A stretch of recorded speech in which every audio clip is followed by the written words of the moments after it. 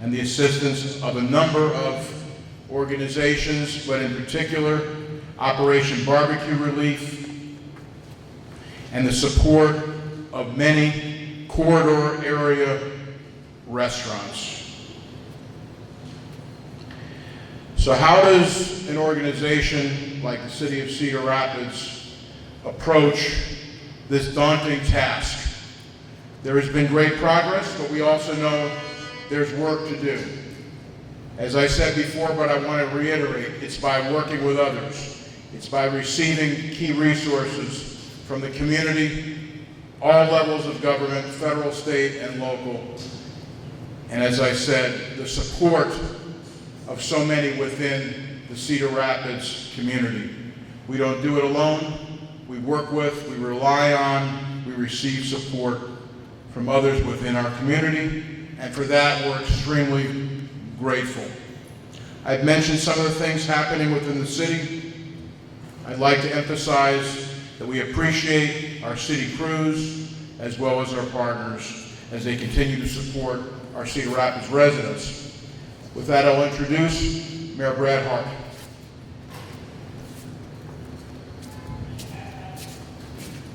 Thanks, Jeff.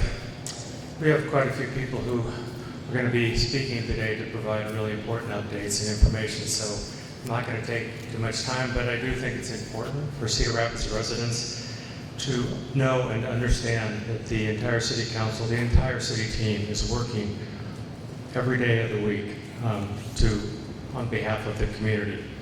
Our Public Works, Parks, and Forestry crews are working 7 days a week, all day long, until every moment of daylight to clear debris. And as Jeff mentioned, work on the traffic lights, everything else that we need in our city. The fire and police employees are responding to more than twice the normal calls they usually do, although they did indicate that the burn ban has helped. Fewer calls went out, we have the burn ban in place. We have city employees who are coordinating food sites, including the 11 sites that are operated through Operation Barbecue Relief. We have worked with partners to set up shelters for those who had to leave their homes or their places of residence, and we're working on long-term solutions for those residents. City employees are manning food sites, handing out ice, and coordinating debris drop-off sites. Our communication team, with the help of others, including the media, continue to work to share information, hard copies in a number of different languages, using social media, text alerts, the website, these news conferences, and more. Of course, we'll continue to advocate for more federal help for the city, for the county, and also for the individuals, because so many people are faced with really expenses no one ever expected to have, and expenses that are likely not covered by their insurance. So we'll continue to do that. These are really just a few of the examples of what's happening, what the city is doing in partnership with others.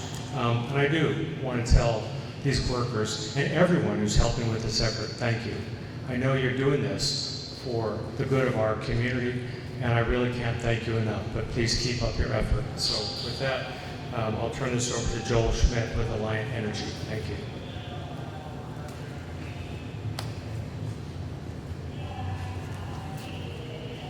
Thank you, Mayor Hart. I'm Joel Schmidt, Vice President with Alliant Energy.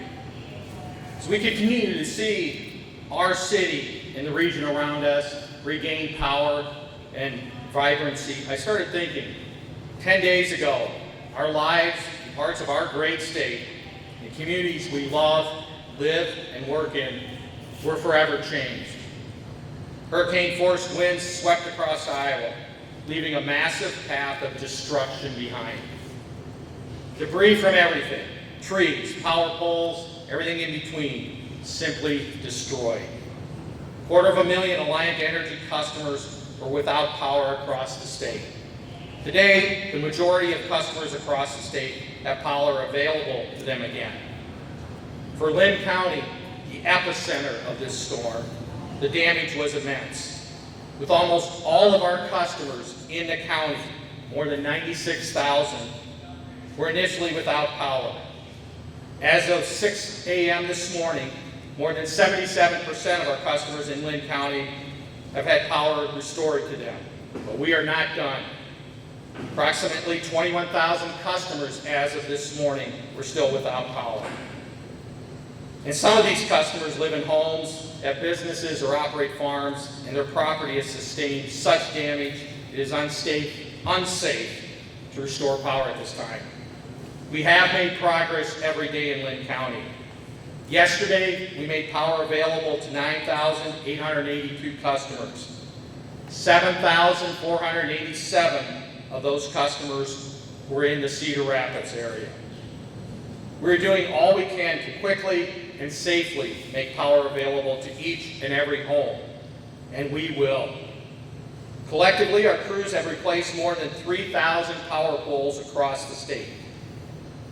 That's the normal workload for 10 months in 10 days. More than 1,200 miles of wire has been replaced.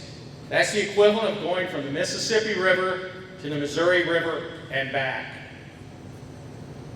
Since August 15th, nearly a dozen crews from the Iowa National Guard have worked 112 city blocks, that's 40 plus sites, hauling, and that was as of this morning, so I'm sure it's a lot more now, 205 loads of vegetation, adding to those totals that City Manager Pomerantz mentioned, millions of pounds of debris, just so our crews can get to your lines to get you power. We will not rest until all customers have power available to them. We continue to do everything possible to make power available to all our customers. As you know, our crews are joined by crews across the country and from Canada, and are working relentlessly to achieve it. As of 6 a.m. this morning, 313 of the initial 340 communities affected across the state have had power available to our 90% threshold. Many of them at the 100%, which is our ultimate goal. In Lynn County, we continue to make power available to many more customers as I speak.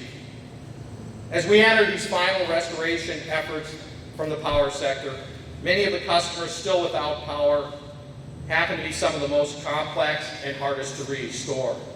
Our crews will continue to go neighborhood by neighborhood, street by street, and then house by house. Give you a little bit more on the local updates. 14 of the 19 communities served by Alliant Energy in Lynn County have power available to 90% or more. The 5 remaining communities in Lynn County that are not yet to the 90% threshold as of this morning were Marion and Robbins, which were just shy of 90%, Bertram at about 73%, and Cedar Rapids, as mentioned earlier, at the 70% level. Covington is at 60% with 109 customers out. Again, it's very important that the customers included in these numbers, some who are still without service, include those customers who have property which is unsafe for us to restore at this time. Safety continues to be our top priority for our crews and customers. I'm so pleased that our crews and all the other crews have been focused and have avoided serious injury. We continue to remind our crews to be here now and focus on the task at hand. We continue to follow CDC guidance to keep our workforce healthy and COVID-free.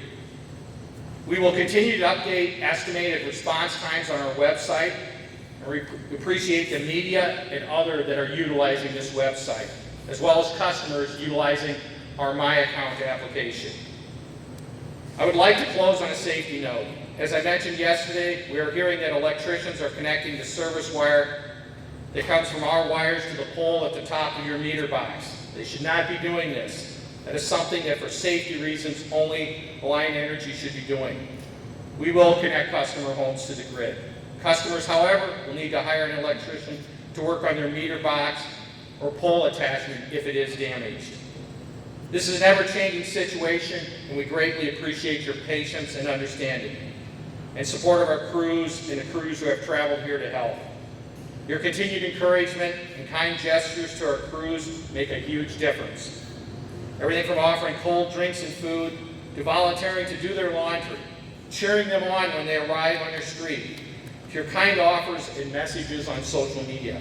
It means the world to our crews, who will humbly tell you They are just doing their job. As we have done every day since the storm hit, our teams wake up every morning eager, driven for that final goal of total power restoration. Our continued thanks to city and community leaders across the state, as well as here locally, our state and federal delegation, and Governor Reynolds. Finally, thank you to our customers. I've said it before, and I'll say it again. There's nothing we want more than to get power back and available to you. We're working day and night to fully restore your services. Thank you again, and now I'll turn it over to Corey Bowman from MediaCom.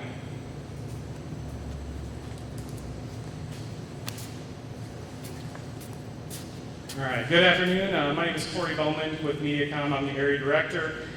We do understand the importance of our network being up 100% for our customers, especially today with the amount of people working from home, going to school from home, the businesses around town. The first thing we did after the storm was we did complete a complete walkout of our fiber network to see what kind of damage we sustained, and we did have many fiber cuts that we're working on. Many have been restored, and others we are still working on. We do have crews from out of state, as well as our local crews that are here working around the clock to restore services. We also have members from our National Field Operations Group that came here to Cedar Rapids to help coordinate the efforts of recovery. We have seen a 28% improvement in offline modem count as power is being restored to the communities. We are working with Alliant Energy as well to follow closely behind them as they restore services, get poles up so that we can reattach and get our services up as well. The number one question we receive from our customers is, my power's on, why is my internet out? So there's a few scenarios that could cause that. The first is there could be major fiber network damage that feeds your area, so you would not have service. The second would be that the fiber network is fine, but the node that is actually closer to your home may have sustained damage and you would not have service. Number three is if the fiber network is fine, the node is fine, but there could be damage between the node and your streets. And last but not least, there could be damage from the drop that comes from your pole to your home.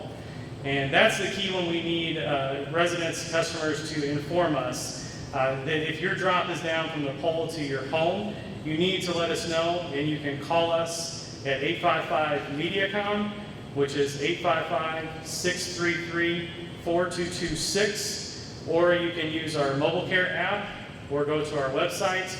We just need to know so we can get that drop back up so that as power is restored, your services will be on. We do, thank you for your patience, understanding. As Alliant said, we are making safety a priority, safety in the field, as well as safety with the pandemic, keeping our people safe. I am personally proud of our effort from our team. They have put in a nonstop effort to get the services restored. They are very passionate about making sure the city is up and running, and we know broadband is a key to that. So our thoughts are with you and your families. Thank you very much.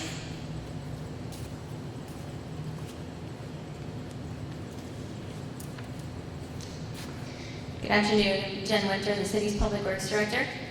Crews continue to clear debris from streets and neighborhoods, coordinating crews from Public Works, Forestry, the Department of Transportation, our private contractors, and the Guard, as well as working closely with Alliant Energy.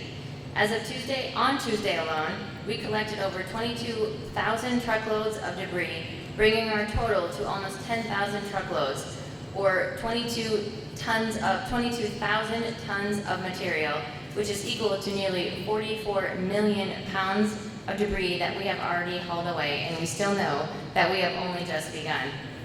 We want to reiterate that it will take time to get down every street and every neighborhood. We do have crews working on these routes, first looking at clearing any arterial that goes through that route, then any collector street, then any through local street, and then any dead-end streets. We will get through all of the streets in these neighborhoods, but it will take some time. As of this morning, we have completed a first pass haul on approximately 12% of our roadways.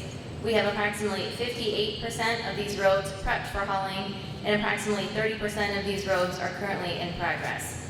To help give the public a better idea of our progress, we will begin publishing a daily map on our website to show where these areas have been completed.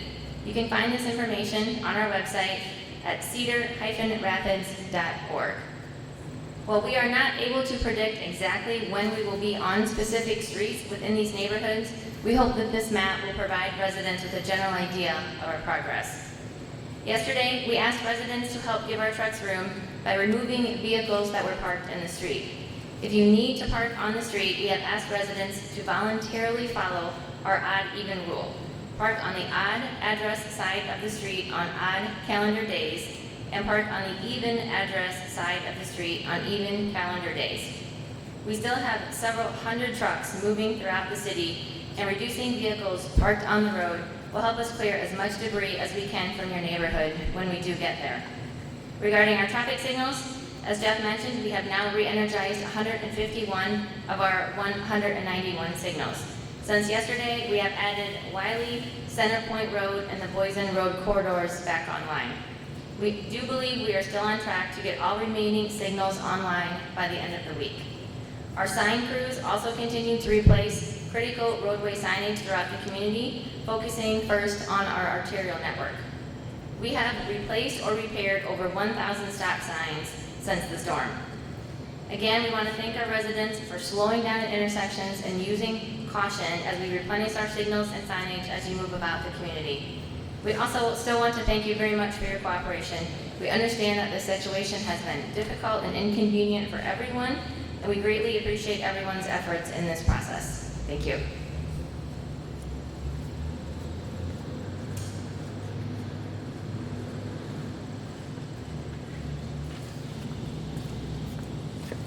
Good afternoon, I'm Scott Hope, Director of Parks and Recreation for the City of Cedar Rapids. First, we want to remind everyone that just because an area has been cleared, it may not be completely safe. Many trees may still have branches up in them that could fall at any time. You should watch for unstable limbs and be always aware of your surroundings. As far as for trees on your private property, make sure you do a thorough examination of your trees and be sure to look up in the canopy for broken or dead limbs or any signs that the tree may be in distress.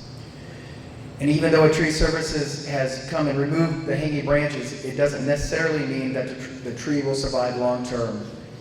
Not all tree services have certified arborists on staff who will be able to determine and assess the structural integrity of the trees to see if it will recover.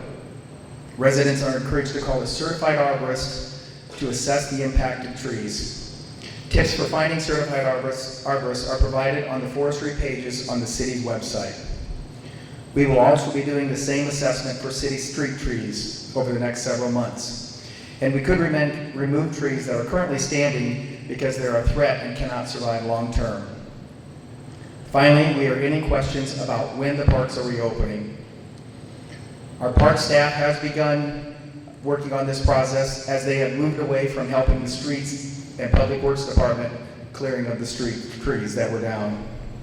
We have started working on our commuter trails first to get people back and forth that might use those trails. After that is complete, we'll be working on the different impacted parks and opening them likely one at a time.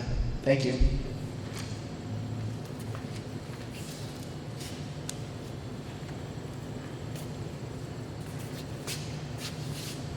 Steve Hirschner, Utilities Director. I'm pleased to tell you that we have collected significant amounts of spoiled food that was removed from our residents' freezers and refrigerators. As Jeff mentioned, 1,070 tons of garbage were collected last week. Last year at this time, it was 450 tons. I'm pointing this out because it's important to recognize the critical public health component our crews provide the community every day, and especially now as we continue to gather these extra bags of food, many by manual lifting. I want to thank our solid waste team for their efforts on behalf of our citizens and customers. Our partners at the Cedar Rapids Linn County Solid Waste Agency accepted approximately 2,950 tons just yesterday, up from an average of about 600 tons per day in Linn County, or a more recent average of about 1,000 tons per day following the April hailstorm.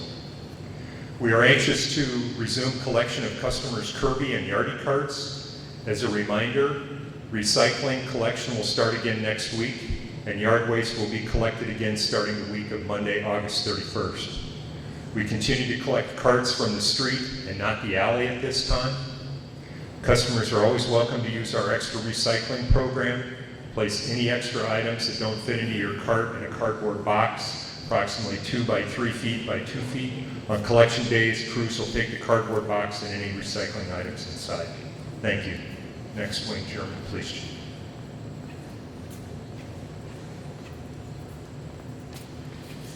Good afternoon. I'd like to start off by reminding everyone we still have a citywide curfew in effect. Begins at midnight and goes through 6 a.m. And it's been a week now since the city was hit by a widespread destruction of a storm. Unfortunately, we may begin to see some people prey on some of our most vulnerable citizens. These citizens who will be struggling the most. I want to notify everyone that contractors doing work on buildings and residences are required to be licensed and registered through the state of Iowa. If these contractors are licensed in another state, they will need to be licensed in Iowa to do work here in Iowa. To aid our residents in finding a reputable contractor, the Building Services Department has created a phone line for residents to call to verify if a contractor is licensed. This is a verification service, not a service of referral. The phone number for residents to call is 319-286-5929. That's 319-286-5929.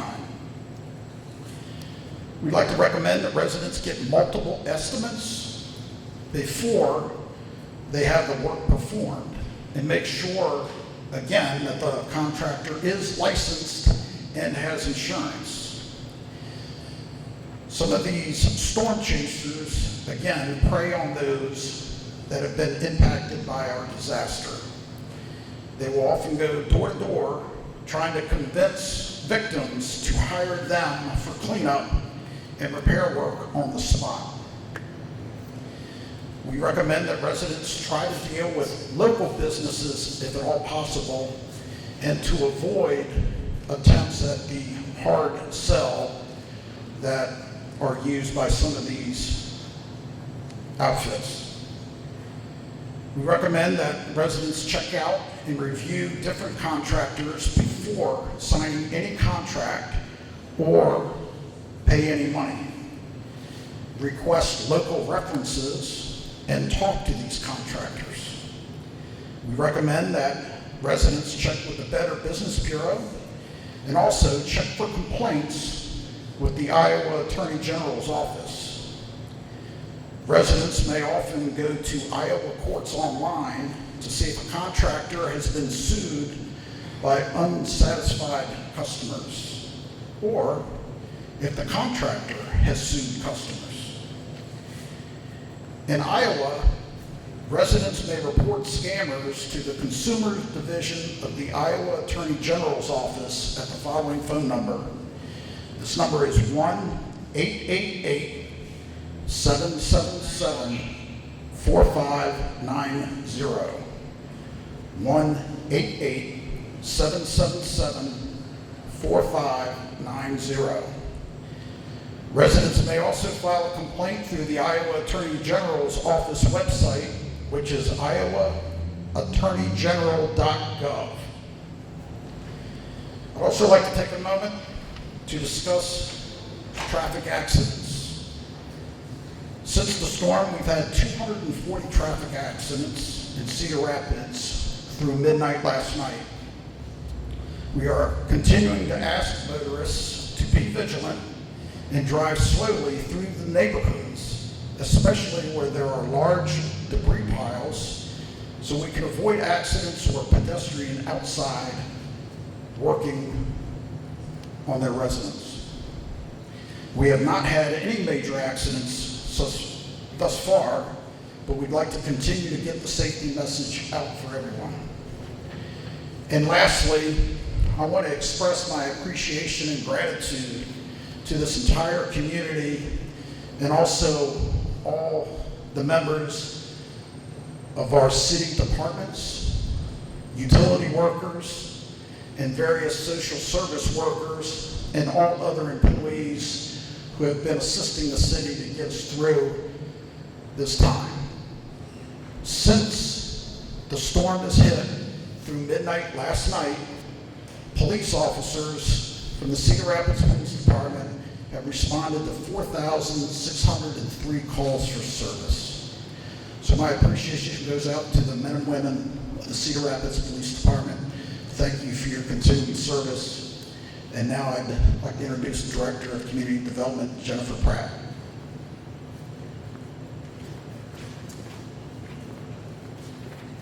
Thank you. Jennifer Pratt, Community Development Director. Again, just some more information on those neighborhood resource centers. Those are up and running and been very popular, providing information, food, water, and in addition to those very basic needs, having mental health professionals and legal aid at those sites has been a great asset. So again, the coordination with the Lynn Area Partners Active in Disaster, that's known as LAP Aid, has been very critical to making sure we're getting those services out to the neighborhoods. Again, the locations are Ladd Library, Northwest Recreation Center, St. Paul's Methodist Church, Taylor Elementary School, and Metro High School. In addition to the services and the food, we are providing daily flyers that include updates to not only city services, but those services by other organizations and LAP Aid. In addition to English, we are having those translated into French, Spanish, Swahili, and Kirundi. Again, those centers are open from 9 a.m. to 7 p.m. daily and over the weekend, and those will be, again, staffed by city employees and then the professionals from our partner organizations. I did want to also say that we anticipate that those will be going to August 30th, and we will continue to evaluate that. If those are still needed, we will keep them up and running. So we wanted to just make that clear. I also wanted to say that we do understand with COVID-19 issues that we are looking as best we can for social distancing and face masks and as much as we can. But I will also say, having gone through the flood of 2008, we understand how important that human communication is for people that have gone through a traumatic experience. And getting out there and being able to talk to some of their neighbors and talk to these professionals is critical to helping people move effectively forward through this situation. So again, I just want to thank our partner agencies who have been instrumental in bringing their resources and information to these consolidated sites, and we will continue to get more services out there. With that, I'd like to introduce Kristen Roberts, President and CEO of United Way.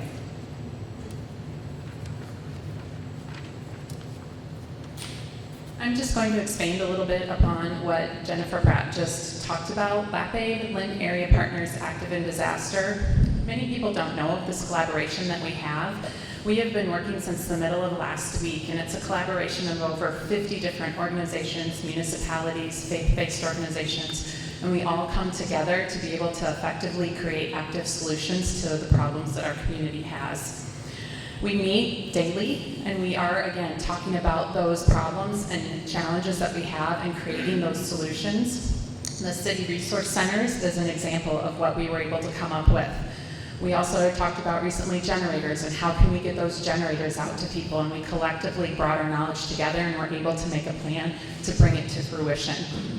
The group has really allowed the nonprofit and volunteers world in our communications to effectively move within the EMA and within the city and other municipalities, and it just goes to show how the collaborative effort pushed together allows us to be able to create solutions and act quickly. Unfortunately, because of our community's experience with past disasters, this was born of the 2008 flood, and so we've had practice in this, and we actually are one of the groups across the nation that is looked to as being one of the most high-striving groups of this type of collaboration. And as other people have said thank you, I'd just like to say thank you to all of the nonprofit social service agency workers right now. We know that all of them are working very hard, and we know that it takes all of us to be able to move through these disasters. And that leads me to something else that Jennifer touched on, is just mental health. We all have been under a lot of stress lately, a lot. And we want people to know that the human services organizations in our community are here for you. And we want you to know that this situation is extremely challenging, and it is definitely okay to need to talk to someone about it. It is nothing to be ashamed of. And even if it's just a matter of processing your thoughts and what you've been through, definitely go seek that help. It's natural to feel the stress, the anxiety, and grief and worry over something of this magnitude. Those feelings, as Jennifer said, they change over time. So just be kind to yourself and tolerant of others. Take care of your emotional health. It will allow you to it will help you think more clearly, and you can plan, and it will help you be able to aid in your long-term recovery. As Jennifer said, if you need to talk through with anyone, there are mental health counselors at the 5 resource centers. There's also the Found 2 crisis helpline. It's available 24/7, and that number is 319-362-2174. Other agencies in town that are available for mental health services are 4 Oaks, Abbey Mental Health Center, Unity Point St. Luke's, Mercy Medical Center, and Your Life, Iowa. And don't forget to check on the people you love. They need to be checked in on too, and please know that the professionals are here for you. Next, I'd like to introduce Lynn County Supervisor Ben Rogers. Thank you all. I'm the final speaker, and I appreciate the county's involvement in this press conference. You know, this is one of the most resilient, hardworking, and finest communities anywhere in the world. I am tremendously proud of the strength of our community spirit and the countless instances of random acts of kindness, care, and compassion for the betterment of strangers, neighbors, friends, and loved ones helping each other in our time of greatest need. Your fortitude inspires me. And in this time of challenges, it is important to stop and take stock of how this disaster is impacting our mental and emotional wellness. I don't know a single person who is not affected by this storm and the emotional, mental, and physical stresses it causes. And I'd like to uplift a similar organization that Kristen just spoke about, and that's Foundation 2's crisis line at 319-362-2174 in the Cedar Rapids local area, or 1-800-332-4224 anywhere else in Iowa. Foundation 2's Crisis Center serves the state of Iowa, and this is a free and confidential service that is available 24/7. I wanted to share several pieces of information regarding Lynn County's response to last Monday's storm, specifically 4 sites that have now been opened up for residents to self-haul and dispose of tree debris that will be free for residents.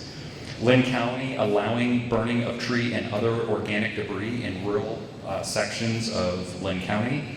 A food, water, and supply distribution center operated out of the Lynn County Public Health Gym. And finally, a reminder of COVID-19.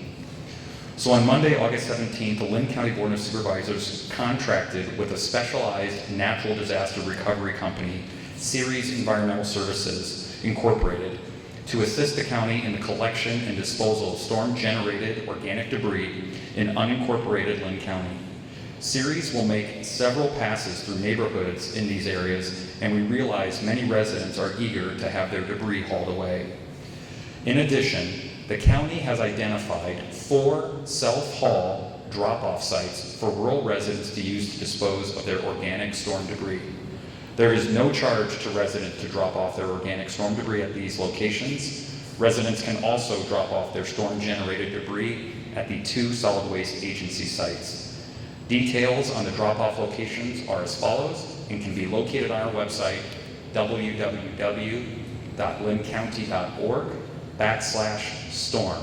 That's www.lynncounty.org/storm. The first location is at Morgan Creek County Park, where you can enter from E Avenue Northwest in Cedar Rapids. Hours of operation are Monday through Friday, 8 a.m. to 5 p.m.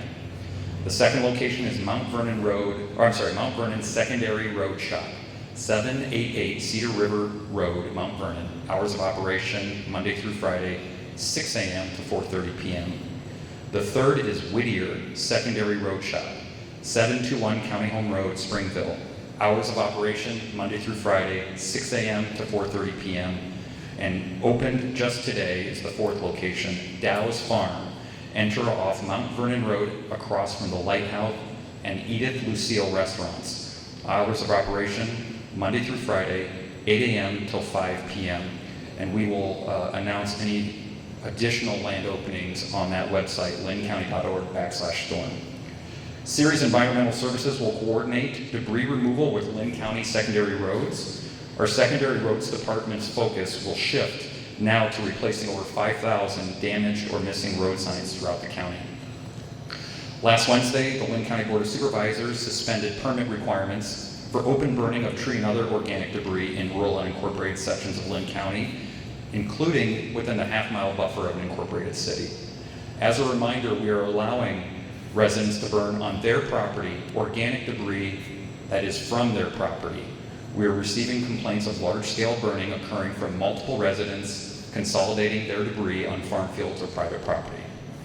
Last Friday, a group of volunteers organized a pop-up food, water, and supply distribution center in the gymnasium of the new Lynn County Public Health and Child and Youth Development Building to address the growing need for food and supplies. The outpouring of support from the community is truly difficult to adequately describe in words.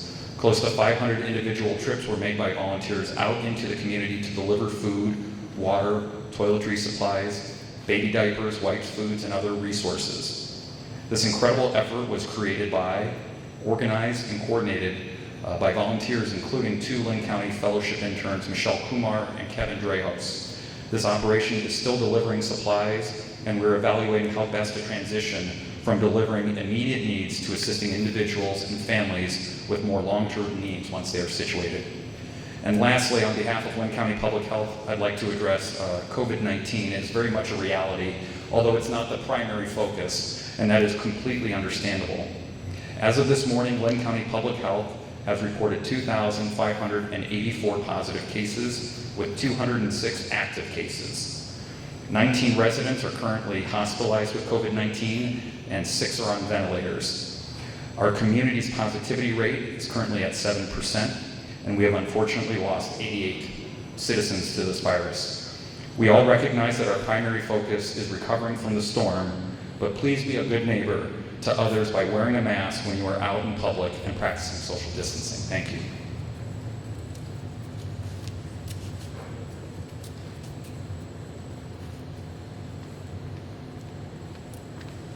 Thank you. That concludes our prepared remarks. We will open it up for questions. This is for the chief. How many reports of scammers have you guys gotten, and have you arrested anyone from it yet? How many reports of scammers have we received, and have we arrested anyone, was the question. We have not arrested anyone, and we have not had any confirmed reports of any scammers to date. That's why we're putting the information out for anyone who does feel that they are a victim of being scammed to call the police and report it. Thank you. I have a question for Elias. Elias, a question for Elias. Yeah, what's your question? I'll repeat it. Thank you, Maria. Can you give some tentative timeline for those 21,000 or so people in Cedar Rapids who still have power and don't have totally destroyed homes? The question for Alliant is if, for a timeline for the current customers that do not have power.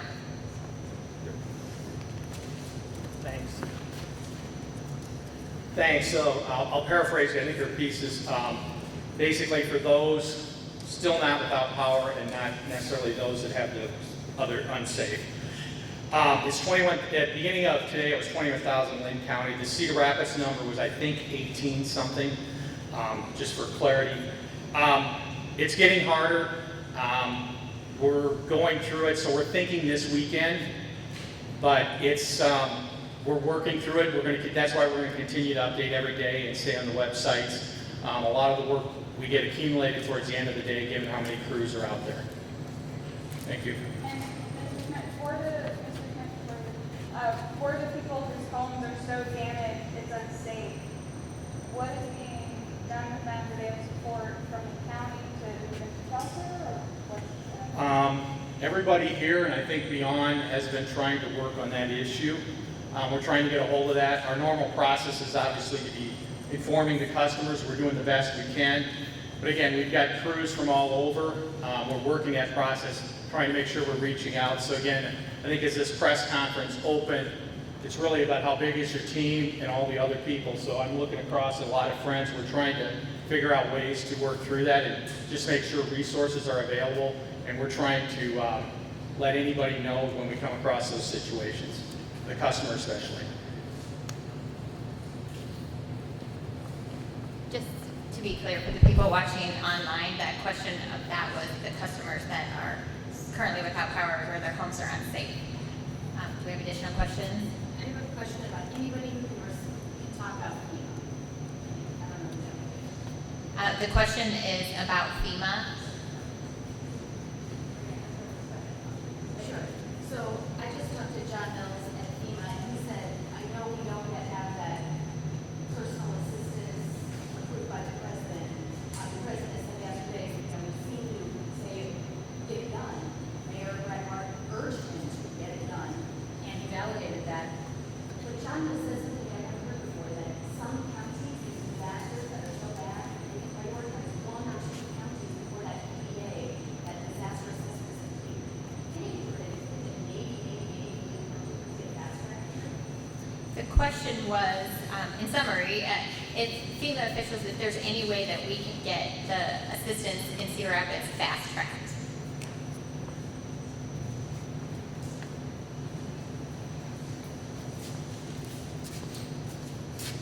The president was in Lynn County. Our senators, our U.S. senators were there too. The governor was there. Lynn County is really epicenter. Lots of counties were damaged, but we're going to get personal assistance. Lynn County will suffer the most from this. The president said it'll happen, so I have no doubt that Lynn County and hopefully other counties will have that added to the president's declaration. But you haven't heard that it would be faster. I never heard that was a possibility. I haven't heard that, but I will follow up on that. I appreciate it. And I'd like to clarify something I said Monday when I asked about FEMA contacting KCRG about a story we've done to learn more about people that were in need. And I said that they could get to the city. Can you clarify that? Instead, they felt reaching out to KCRG was the path to reach assistance. And they say they have a terrific relationship with everyone in the city.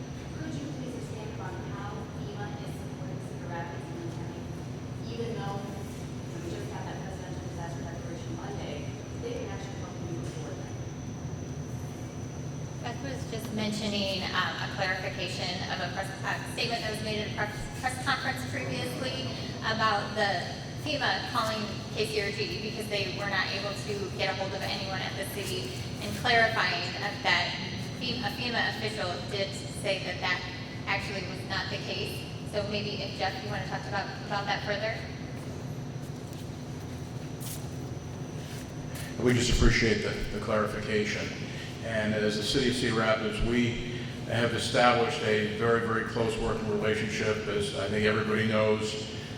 And the flood of 08 is what really gave us that experience with FEMA. So we appreciate the clarification by KCRG, and just want to reiterate the fact that if FEMA calls the city, we are going to absolutely answer the phone and be responsive, because they are absolutely critical partners.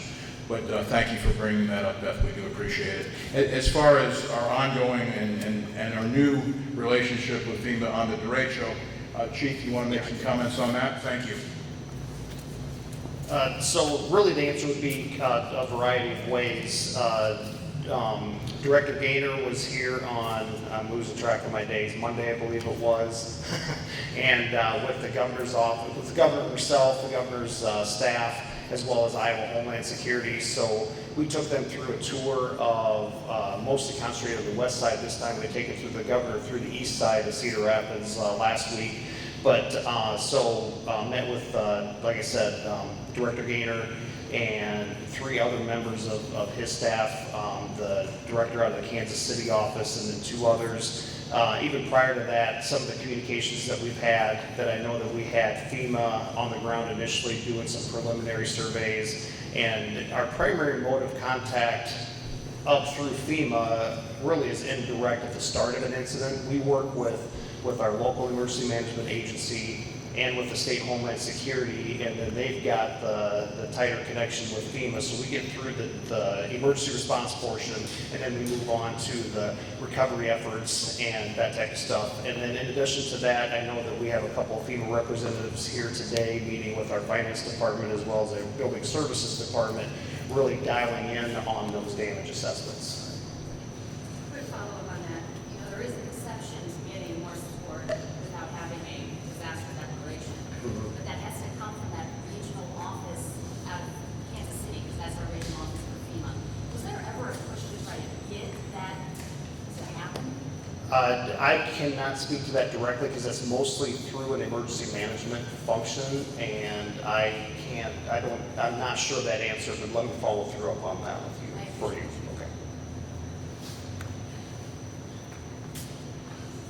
Why was the Halo shelter closed? The question was why the Halo shelter was closed.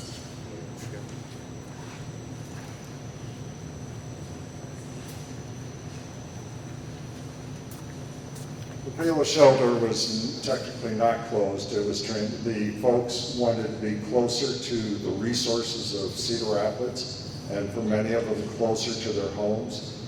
And so they were brought to the Veterans Memorial Coliseum, which is the shelter for all the residents now in this area. That Seek Shelter. The shelter remains open. It's being used currently as a staff shelter, as Red Cross brings in staff, and with the lack of hotel rooms, the staff will be able to stay in the shelter, so they're not occupying hotel rooms. And so we can't merge the two populations together. Since as we interviewed and visited with the residents of the shelter, they prefer to be in Cedar Rapids where they're closer to their resources, transportation, stores, and their homes, and so it was a perfect fit. Palo was opened up on Wednesday after the storm. We had some folks come from the Marion shelter into Palo, and so this is just a natural transition. Are there plans to open another shelter in Cedar Rapids? Currently, this shelter has never even come close to its maximum capacity. I believe last night the number was like 54 residents. We have the capability of enlarging that to almost 150 approximately, and so there's a lot of room to expand. If we have a lot of influx of residents into the shelter and we need additional space, then we will open accordingly. In the COVID environment, there's two types of shelters that we typically don't see. We talked about the 2008 flood. We always think of the congregate shelters, and that's where people come in like the Vets Coliseum and share a room. Because of COVID, our goal is to go to non-congregate shelter, and that is, as we get hotel rooms, individuals be moved, as hotel rooms open up, our goal is to move people from a congregate shelter into a non-congregate shelter. And so we had over 100 some residents in shelter last night. I can get you the exact number. So they moved from a shelter into a hotel. The thing is shortage. I know early on, closest hotel was 100 miles away, and people said we don't want to be that far away. So it's a growing change, and it's a positive change for the needs of the residents. And I would strongly encourage, if anyone feels they would like a safe place to stay with air conditioning, electricity, meals, care and attention, the best place to come is Veterans Memorial Building now with the entrance on 2nd Avenue. And I was there till 4 o'clock this morning. The people are happy there. They're receiving support. They just enjoy the safety of it. So it was an honor to be with them during the last evening and morning to hear how happy they are to be somewhere safe. Yeah. Peter, you've seen a lot of disasters in your role with the Red Cross, and I know you understand the mental health piece of this. Does Red Cross have a critical response team around that? I know we have wonderful resources in the community already, but is there another layer that your team can provide because it feels so heavy and so broad? Absolutely, and Red Cross has mental health experts, and I'm looking here quickly at my notes. We have, to give you an idea, that I want to say how many people are in hotels. Let me correct that number. We have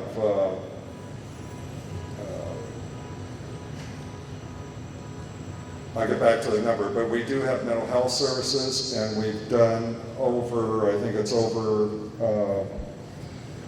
400 mental health visits. I'm just looking through my notes here of between health services. We've done 1,000 contacts with our nursing staff and medical staff with people in needs. We have over 200 Red Cross volunteers assigned to this operation, and we have I'll get you the exact number of mental health, but we have a significant number of mental health, and that's both short-term, long-term, and we partner with the community organizations. As we were talking earlier, all the mental health groups here and Red Cross support, and that is so important that people understand that, you know, we were under a lot of stress with COVID, and we were already exhausted from the trauma of COVID, and now we have this on top. You know, it is important that we continue to come together as a community.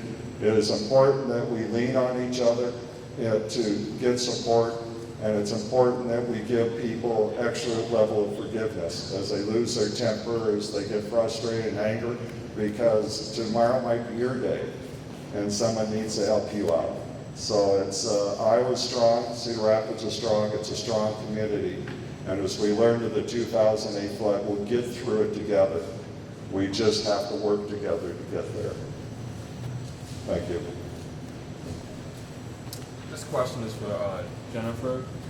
She talked about how you guys are putting out information in different languages. Can you just describe that process? I assume there are that many people in Cedar Rapids who speak these different languages. Yeah, the question was about the different languages that we are posting communication in.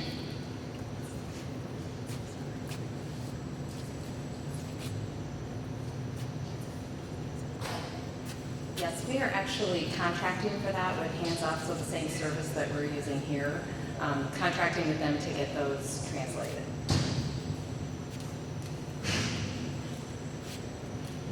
So we've seen a lot of interest and donations from community donors, basically creating Facebook pages and separate Venmo accounts, not working through the United Way or other funds. How is the city or the United Way coordinating with those separate funders? The question was about fundraising efforts, not just through the United Way or the Greater Cedar Rapids Community Foundation, but also others within the community and how those are being coordinated.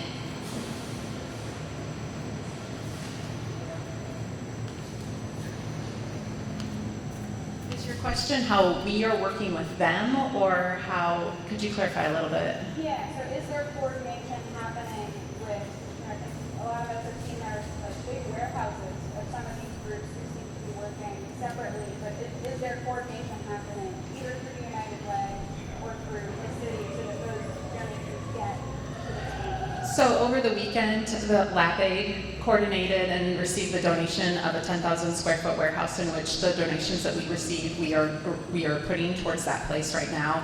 The EMA, I know, is also looking at this point at taking that on, because the donations that are coming in are becoming quite large. And so Lap Aid is working directly with the EMA to take that on. When it comes to those small grassroots, I would call them community efforts, if they reach out to us, yes, we are working with them. If we see them or know of them on Facebook, we invite them to come into us. However, they have the choice not to work with us if they don't want to. Kristen, I don't know if this is your purview or somebody else can help answer this question.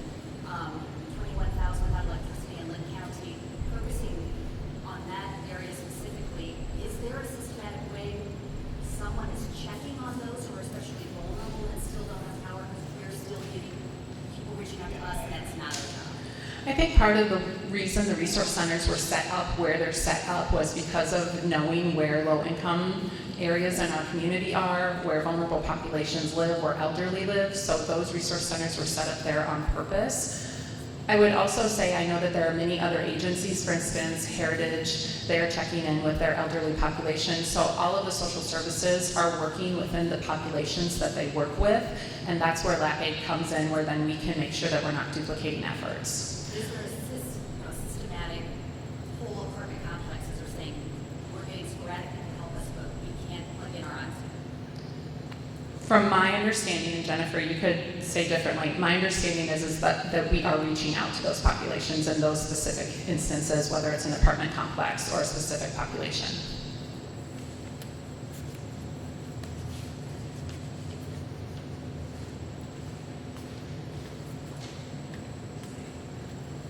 Any additional questions? All right, that concludes our news conference for today. Thank you.